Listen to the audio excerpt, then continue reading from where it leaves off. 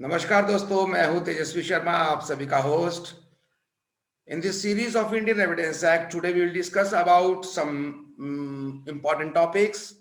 Before going into the basic topic, मैं आपको थोड़ा सा पीछे ले जाना चाहता हूं। Indian evidence act 1872, Indian Evidence Act having 11 chapters and 167 sections. All these sections are divided into these chapters. Now come to this side of the board. Today's topic will be based upon chapter number 4 and chapter number 5. आज हम chapter number 4 और chapter number 5 के बारे में बात करेंगे Indian evidence act के, जिसमें हम बात करेंगे types of evidence and proof. कितनी तरह का एविडेंस रहता है, क्या टाइप्स हैं और उनको प्रूव कैसे किया जाता है। Basically, it is the proof of the Indian Evidence Act part. Now, it is very clear and you know well, as chapter number 4 starts from section 59 to 60 and it deals with oral evidence. Evidence is of two types.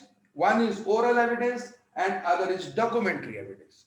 Oral evidence, section 59, 60, documentary evidence 61 to 90A. This is the scheme of the Indian Evidence Act, chapter number 6, 5. Now, अब हमें evidence देनी किस चीज की है। Proof से पहले हमें यह समझना है कि एविडेंस देनी किस चीज की है। तो यहां पर इंडियन एविडेंस एक्ट के अंदर एक वर्ड है, एक हमारे पास सेंटेंस है, fact in issue. Fact in issue का मतलब है कि दो पार्टीज, चाहे वो सिविल में है चाहे वो क्रिमिनल साइड में, जो उनका लड़ाई का, उनकी कंट्रोवर्सी का बेसिक इशू है, बेसिक इशू जो है, that is called as fact in issue.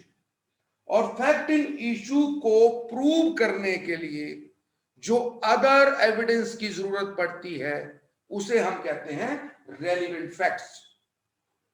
तो एविडेंस किस चीज की दी जाएगी, either of fact in issue और रेलिवेंट फैक्ट। तो यहां पर इस स्कीम के अंदर चैप्टर 4 में oral evidence, it is a direct evidence, और डायरेक्ट एविडेंस जो है वो that is only given in regarding fact in issue. Direct वो फैक्ट इन इशू की होगी जो हमारी बेसिक कंट्रोवर्सी है, लेकिन उसके साथ अगर डॉक्यूमेंट्स जुड़े हैं, कोई डॉक्यूमेंट्री एविडेंस जुड़ा है जिसे प्रूव करना जरूरी है, तो वो आएगा चैप्टर 5 में डॉक्यूमेंट्री एविडेंस पार्ट के अंदर। तो यहां पर जो डॉक्यूमेंट्री है वो रेलिवेंट फैक्ट होते हैं। तो any document which is connected with the fact in issue, that is a relevant fact, और रेलिवेंट फैक्ट को प्रूव करने का एक प्रोसेस दिया गया है। That process is given in chapter number 5। तो chapter number 5 as shown on this board, it start from 61 to 90A। तो अब हमें पहले यह समझना है कि डॉक्यूमेंट्री जो एविडेंस है, डॉक्यूमेंट्री एविडेंस कितनी तरह की रहती है। It is of two types, one is primary evidence and other one is secondary evidence. These are the two types of documentary evidence. Primary evidence जो है वो सेक्शन 62 के अंदर दिया गया है एविडेंस एक्ट के, और सेकेंडरी एविडेंस सेक्शन 63 के अंदर दिया गया है। अब हमने ये समझ लिया कि प्राइमरी और सेकेंडरी दो तरह की एविडेंस रहती है, लेकिन अब इसमें एक और बात समझने वाली है, डॉक्यूमेंट्स की बात है। तो हमें ये देखना है कि जो एविडेंस प्राइमरी और सेकेंडरी देनी है वो किन डॉक्यूमेंट्स की देनी है। तो एविडेंस एक्ट के चैप्टर नंबर 5 के अंदर सेक्शन 74 और 75 वहां बताया गया है हमें कि डॉक्यूमेंट्स कितनी तरह के होते हैं। सेक्शन 74 कहता है कि there will be a public document और there will be a private document. Public document 74 के अंदर वो डॉक्यूमेंट्स होते हैं जो पब्लिक ऑफिसेज से रिलेटेड रहते हैं, और प्राइवेट डॉक्यूमेंट जो प्राइवेट कंसर्न पार्टीज के बीच में बनते हैं। तो 74, 75 अगर क्लियर हो गया आपका, तो अब आते हैं हम इस तरफ। यहां पर एक बार फिर देखिए आप, टाइप्स ऑफ डॉक्यूमेंट्री एविडेंस बताया है 62 और 63।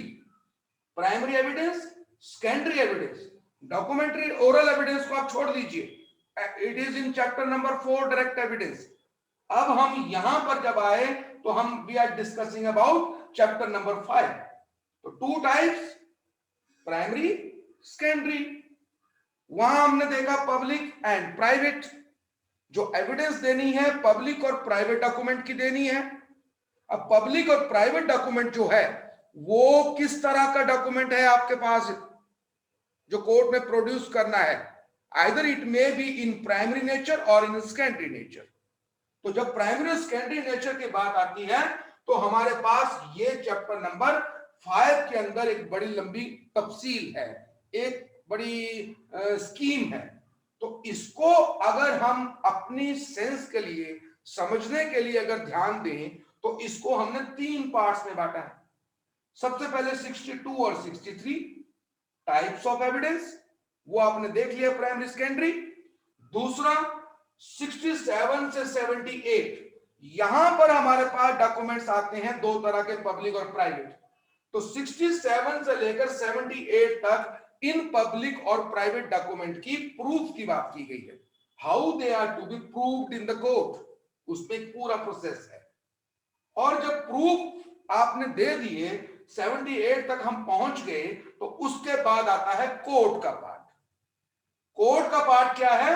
Presumption part. जो हमने ओरल डॉक्यूमेंट्री एविडेंस दिया, क्या वो एडमिसिबल है, किस नेचर का है, क्या वो फैक्ट इन इश्यू या रेलिवेंट फैक्ट से रिलेट कर रहा है, उसके ऊपर कोर्ट ने अपनी प्रिजम्पशन देनी है। प्रिजम्पशन रहती है 3 तरह की, you know very well, section 4 of evidence act, उसमें है मे प्रिज्यूम, शैल प्रिज्यूम, कंक्लूसिव प्रूफ। वो अलग अलग 79 से 90A तक कोर्ट की प्रिजम्पशंस का पार्ट है। You may go through those particular sections 79 to 90A। अब यहां प्रूफ जो आया 67 से 78 तक का, इसमें प्राइवेट और पब्लिक डॉक्यूमेंट की बात आई थी। तो प्राइवेट डॉक्यूमेंट्स जो भी प्रूफ करने हैं, जो भी प्राइवेट डॉक्यूमेंट जो सेक्शन 75 के अंदर दिए गए हैं, उनको अगर प्रूव करना है तो उसका प्रोसीजर हमारे पास है सेक्शन 67 से लेकर 73 तक। इन्हीं के बीच में प्रूफ होंगे। हर तरह का डॉक्यूमेंट जो भी प्राइवेट बना है 67 से 73 के बीच में ही प्रूव होगा। और अगर पब्लिक डॉक्यूमेंट की बात है तो 77 और 78 सेक्शन दिए गए हैं, how to prove a public document, admissibility कैसे होगी। जब प्रूफ हो गया तो उसके बाद प्रिजम्पशन कोर्ट ने खुद लगानी है और 90A तक की प्रिजम्पशन है। तो it is all about types of evidence and how the documents are to be proved and how the presumptions are to be taken up by the honorable court। तो आज का टॉपिक मेरा इतना सा था। मुझे उम्मीद है कि आप इस स्कीम को समझ गए होंगे, और अगर एलोबरेटली आपने इस चीज को समझना है तो मेरी रेगुलर क्लासेस रहती हैं जूम ऐप के ऊपर। इस वीडियो के लास्ट में मैं आपको अपना आईडी नंबर, पासवर्ड दूंगा, पासकोड दूंगा। अगर आपको मेरी क्लासेस एविडेंस एक्ट और दूसरे एक्ट के ऊपर जो रेगुलर चलती हैं शाम को 8 बजे से लेकर 9 बजे तक, तो उसमें आप पार्टिसिपेट कर सकते हैं। वो डेफिनेटली और रेगुलरली फॉर एडवोकेट्स है, यंग एडवोकेट्स के लिए फ्री ऑफ कॉस्ट है, उसमें कोई पैसा नहीं लगेगा। सिर्फ आप 1 घंटा मेरे साथ जुड़े, इन सब चीजों को बड़े एलोबरेटली उसमें समझाया जाता है।